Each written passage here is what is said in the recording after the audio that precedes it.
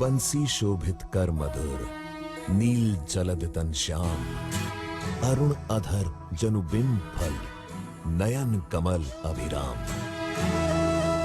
पूर्ण इंद्र अरिविंद मुख, पीतांबर शुभ साज, जय मनमोहन मदन छवि, कृष्ण राज महाराज।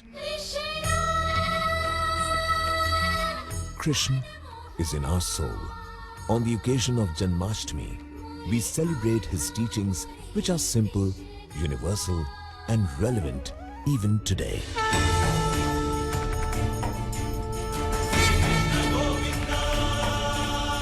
सांख्य योग से कर्म योग, कर्म योग से भक्ति योग और भक्ति योग से ज्ञान योग की प्राप्ति होती है। यही एक ज्ञान जो विश्व में सारे ज्ञानों तथा विज्ञानों का आधार, धर्म का भार उठाओ।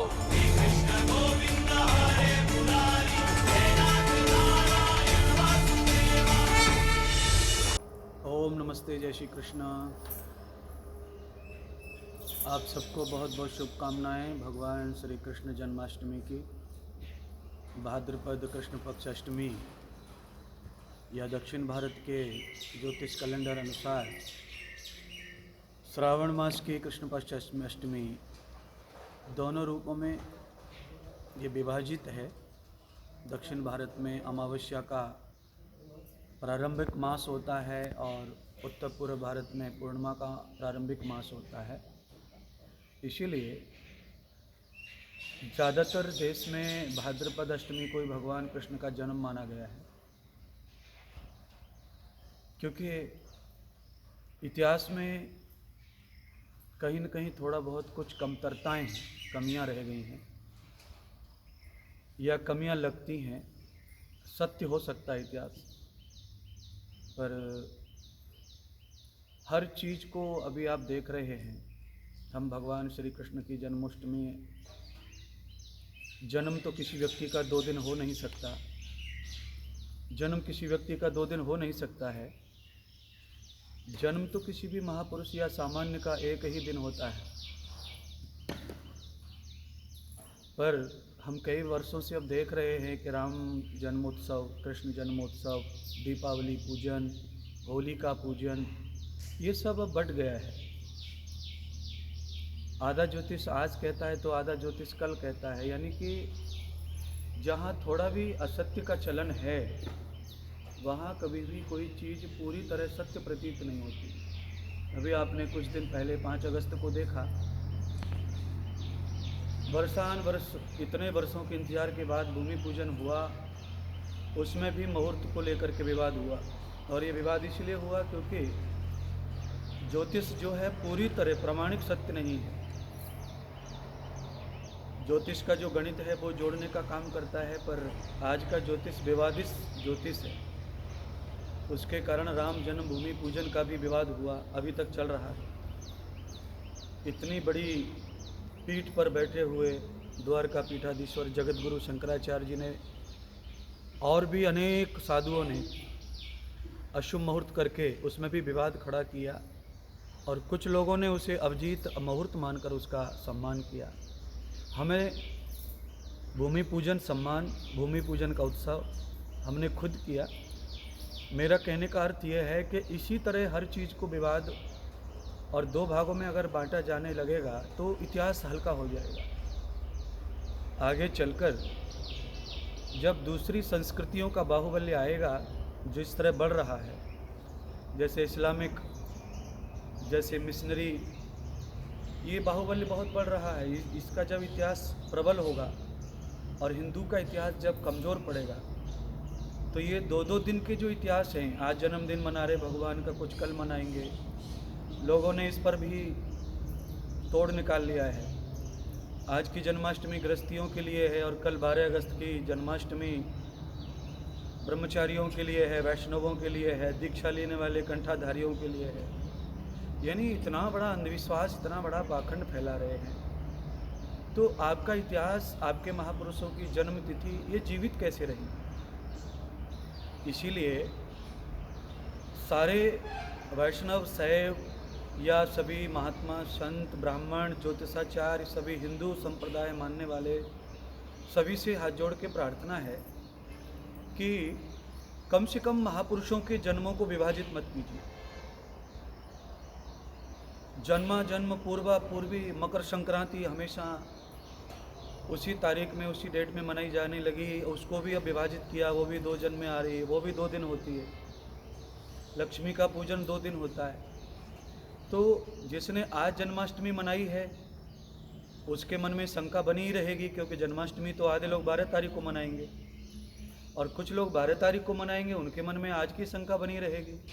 तो पूजा श्रद्धा रखते हुए भी उनके मन में संशय खत्म नहीं हो रहा, इसलिए वो तो दुविधा में भक्त तो, क्योंकि भक्त तो ज्योतिष नहीं देखता है, वो तो ज्योतिष जो मुहूर्त जो परंपरा जो कैलेंडर में है उस आधार पर मनाता बैठता है, पर उसकी भक्ति के साथ पूजा के साथ खिलवाड़ हो रहा। इसीलिए सभी लोगों से करवर प्रार्थना है, जो भी विद्वत परिषद है, ज्योतिष के चार्य हैं, जो ज्योतिष के मानने वाले हैं या ज्योतिष के द्वारा मुहूर्त या दिन बनाते हैं, उन सब से प्रार्थना है कि आप कुछ ऐसा ज्योतिष सभी लोग मिलकर के कुछ गणित तैयार करो, क्योंकि सबका ज्योतिष नहीं मिलता है, इसका मतलब ज्योतिष का गणित कहीं न कहीं कमज़ोर है। और इसीलिए पूरे जगत में ज्योतिष की मान्यता नहीं है, क्योंकि गणित की मान्यता पूरी ब्रह्मांड में है और ज्योतिष को लोग गणित के रूप में ही मानते। पर आप गणित को भी झूठा सिद्ध कर रहे। 2 दिन 2 भागों में बांट दिया मुहूर्त को, 2 भागों में पूजा को बांट दिया, 2 भागों में नक्षत्र को बांट दिया, 2 भागों में पृथ्वी के चक्र को और ग्रह नक्षत्रों के भ्रमण को बांट दिया। ये सारी जो कल्पनाएं हैं वो कहीं न कहीं हिंदू संस्कृति हिंदू परंपरा को कमज़ोर कर रही है। इसलिए भगवान श्री कृष्ण की जन्मोत्सव का जो आनंद एक साथ पूरे देश को पूरे विश्व को मिलना चाहिए वो नहीं मिलेगा, क्योंकि इसमें अब खंडन हो गया, विभाजित हो गया। आधे लोग आज लेंगे, आधे लोग कल बांटेंगे प्रसाद, आधे आज। जो आज कर लेंगे कल उनके लिए ये दिन फीका हो जाएगा, जो कल करेंगे आज उनके लिए फीका हो जाएगा।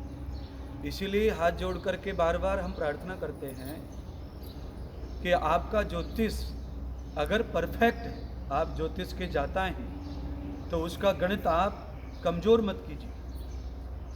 भगवान के उत्सवों को त्योहारों को आप दिनों में मत बांटिए, क्योंकि जब ज्योतिष का प्रचार नहीं था तब त्यौहार पर्व भगवानों के जन्मदिन पुण्य दिन सभी समान मनाए जा रहे थे। और जैसे जैसे विज्ञान बढ़ रहा है, ज्योतिषाचार्य बढ़ रहे हैं, संख्या बढ़ रही है, जब से ये गूगल गुरु आया है तब से हर चीज़ का विभाजन होता चला जा रहा है। इसीलिए सभी संस्कृतियों में एक ही दिन हर चीज़ मनाई जाती है। आप चले जाइए सिख परंपरा में, चले जाइए गुरु नानक जयंती एक ही दिन मनाई जाती है। आप इस्लाम में चले जाइए, मोहम्मद पैगंबर के जन्मदिन एक ही दिन मनाए जाते हैं। आप क्रिश्चियनों में चले जाइए, ईसा मसीह का बर्थडे जन्मदिन एक ही दिन मनाया जाता है। केवल और केवल ये हिंदू जन ऐसे हैं, भोले बावले हैं, जिनके महापुरुष देवताओं को भी अब विभाजित करते जा रहे हैं। आज कल अब ये देश और ये हिंदू परंपरा बचेगी कैसे?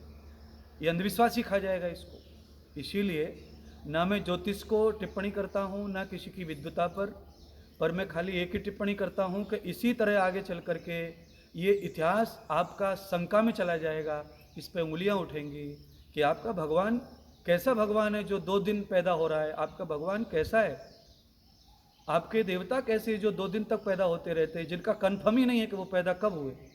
तो जब आप कन्फर्म ही नहीं कर पा रहे बराबर, तो फिर आप कैसे इन मान्यताओं को, कैसे कुरीतियों से लड़ोगे, कैसे इन मिशनरियों को, कैसे इसको रोकोगे जिससे आप विवाद करते हो। इसीलिए भगवान श्री कृष्ण के जन्मोत्सव को, भगवान गणेश के उत्सव को, दीपावली को, होली को, दशहरा को, जितने भी 30 त्यौहार हैं, उन सबको एक साथ मनाने के लिए ही ऋषियों ने हमारे आदेश किया है, क्योंकि ये त्यौहार समाज को इकट्ठा करने के लिए ही मनाए जाते हैं। ये उत्सव सारा समाज इकट्ठा हो, संस्कृति को बल मिले, पर इससे संस्कृति को बल नहीं मिलेगा। जो आज करेंगे जन्मदिन वो कल नहीं करेंगे, जो कल करेंगे वो आज नहीं करेंगे, तो समाज पूजा पाठ व्यवहार अपने आप ही बढ़ गया तो संगठन टूट गया। तो ज्योतिष जो है गणित पर आधारित है, तो गणित कभी भी किसी चीज़ को तोड़ता नहीं है। गणित हमेशा किसी भी चीज़ को जोड़ता है। और योग कुल टोटल जो भी आप कहें उस हिसाब से आप कोशिश कीजिए कि आगे आने वाले जो पर्व हैं वो विभाजित ना हो। कम से कम आप सभी आचार्य बैठ कर के ऐसा ज्योतिष और ऐसी गणना कीजिए जिससे कि कम से कम भगवानों के उत्सव तो एक दिन मनाए जाएं और एक ही मुहूर्त में मनाए जाएं, जिससे पूरे देश में उत्साह हो, सभी भक्तों में उत्साह हो, जिससे प्रकृति को उत्साह मिले, ऊर्जा मिले। और ये विभाजन जो है खतरा है, इससे हिंदू संस्कृति को खतरा होने वाला है, क्योंकि आपके इन सारी चीज़ों पर सवाल खड़े लोग करते हैं। अभी आप आज और कल के बाद देख लेना YouTube के माध्यम से कितने लोग टिप्पणी करेंगे भगवान के जन्म पर, दूसरे धर्मों के, दूसरे संस्कृति के मानने वाले, क्योंकि आप खुद ही फिक्स नहीं कर पा रहे कि भगवान का बर्थडे आपको मनाना कब है, भगवान का जन्मदिन मनाना कब है। इसीलिए इसके साथ साथ चातुर्मास में भगवान के जन्मदिन में औषधि के रूप में हम जो प्रसाद बनाते हैं वो हम सूखे धनिए का बनाते हैं। धनिया एंटीवायरस होता है और बारिश में चातुर्मास में जो अनंत बीमारियां, जीव जंतु, घास फूस ये जो पैदा हो जाता है, वायुमंडल में जो मॉक्सर पैदा हो जाता है, सूरज कम निकलता है, उसके लिए हम भगवान कृष्ण के जन्मदिन में निमित्त धनिए का पाउडर बना करके उसका प्रसाद बनाते हैं औषधि के रूप में, यानी प्रकृति को स्वस्थ रखने के लिए। तो आप थोड़ा सा प्रसाद बनाइए भगवान के जन्मदिन में। धनिया लीजिए, हल्का सा घी डालकर हल्का सेक लीजिए, उसे पीस लीजिए, उसमें थोड़ी सी मिश्री मिला लीजिए और एक एक चम्मच सबको बांटिए, ऊपर से गर्म पानी पीजिए। तो आपको कोरोना से भी और बाकी वायरसों से भी लड़ने की शक्ति मिलती है। तो हमारे ऋषियों ने, हमारे पूर्व पंडितों ने प्रसाद में भी आयुर्वेद को प्रस्तुत किया है, वो भी औषधि का ही गुण है। इसीलिए आज हम सूखे धनिए का प्रसाद मिश्री के साथ बनाकर बांटते हैं और खाते हैं। और कोशिश कीजिए कि उसमें इम्यूनिटी के लिए आप बादाम आदि भी मिला सकते हैं। तो आप इस प्रकार का प्रसाद बनाकर बांटें और इस प्रसाद को संगठित होकर समूह में उत्सव मनाएं।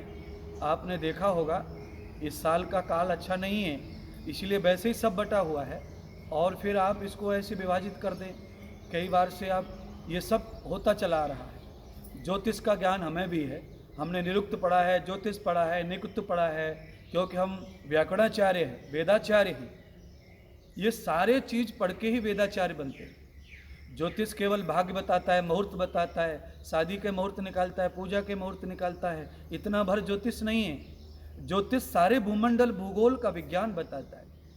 तो ज्योतिष के माध्यम से आप हर चीज़ की सही खोज करें, जिससे भूगोल बताए, आपकी जन्म तारीखें आप भ्रमित न करें, विस्मित न करें।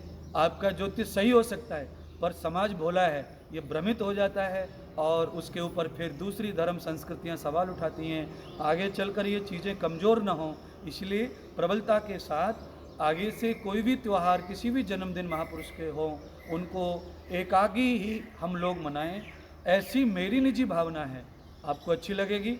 और किसी के भी ज्योतिष और किसी की विद्वता पर मैंने कोई सवाल नहीं उठाया है, इसीलिए किसी को इस बात का खेद या नाराज़गी नहीं होनी चाहिए, क्योंकि संस्कृति को, परंपरा को बचाना सबका कर्तव्य है।